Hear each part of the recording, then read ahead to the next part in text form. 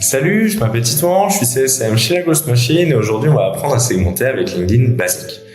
Tu sais probablement que pour vendre, tu dois connaître ton public cible et donc du coup tu l'as sans doute déjà identifié. Maintenant que tu sais qui ils sont, tu as besoin d'un outil pour trouver ses prospects et LinkedIn c'est généralement la solution parfaite. Mais cependant, pourquoi la segmentation elle est si importante ? Parce que lorsque tu fais la prospection, la segmentation ça représente probablement 80% de la raison pour laquelle les gens te répondent. Parce que si tu cibles la bonne personne au bon moment, même si ton copywriting est mauvais, tu risques fortement d'obtenir une réponse. Pour faire cela, tu dois créer des audiences qui font entre 200, 400, 500 leads grand max. Pourquoi 500 ? Parce qu'on a mené des études qui montrent que si tu dépasses ce chiffre, ton taux de réponse décroît fortement et donc du coup, la masse ne fonctionne pas. Donc ce que je te propose, c'est qu'on a exploré comment filtrer dans LinkedIn basique. Pour cela, je t'invite à cliquer sur tous les filtres, ça te permettrait de voir que tu as accès à tous les filtres. Tu verras qu'il y en a pas mal et on va voir en détail qu'est-ce qu'ils contiennent. Relations.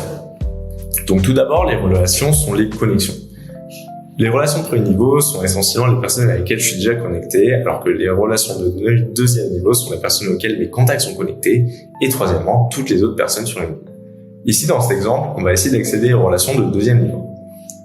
Un autre fil puissant, mais sous-utilisé, c'est la possibilité de cibler les connexions d'une personne spécifique. Par exemple, je peux cibler les connexions de quelqu'un et trouver les personnes qui sont pertinentes pour moi.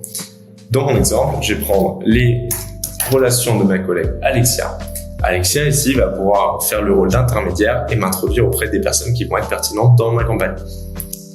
Autre chose, tu peux utiliser le filtre abonné 2 pour approcher des leads qui sont, par exemple, abonnés à un créateur qui est spécifique. Enfin, par lieu, moi j'habite à Toulouse, donc on va privilégier l'Occitanie en France, mais tu veux par exemple mettre autre chose comme par exemple la région de la baie de San Francisco, ça, si c'est intéressant pour toi. Tu as d'autres filtres comme l'entreprise actuelle pour filtrer des leads qui sont dans une entreprise spécifique ou alors filtrer des leads qui ont été dans une entreprise particulière auparavant. Autre chose, les écoles. Moi j'ai fait TBS Éducation, donc j'ai coché TBS Éducation. Les écoles c'est assez intéressant dans tes stratégies quand tu essaies de trouver quelque chose de commun avec tes leads. Moi, donc, du coup, on va chercher les leads qui ont fait TBS Éducation et qui sont dans des relations de Alexia. Les secteurs. Tu as plus de 30 secteurs dans LinkedIn. Comme tu connais ton personnage, tu sais dans quel secteur il travaille et donc du coup, tu vas pouvoir ajouter un secteur s'il n'est pas présent ici. C'est assez important d'utiliser le bon secteur pour trouver le bon personnage. Enfin, tu peux démarcher les leads par la langue du profil, voir s'ils sont prêts à faire du bénévolat ou du pro bono, ou s'ils offrent des services sur LinkedIn, qui est quelque chose qui est quand même assez rare. Dernière chose, les champs de recherche.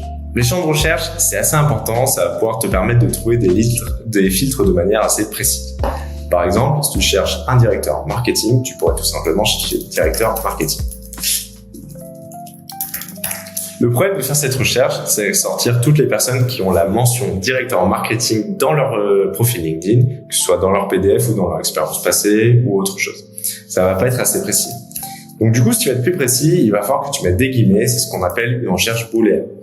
Également, tu vas pouvoir utiliser des mots-clés comme and, or, etc. en capital. Et là, tu vas pouvoir, par exemple, trouver des leads qui sont directeurs marketing dans leur job title et donc qui ont travaillé dans des agences.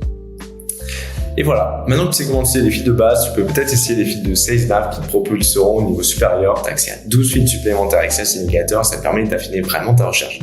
Si tu es intéressé, je t'invite à regarder les autres vidéos pour en apprendre plus. Je te souhaite une bonne journée.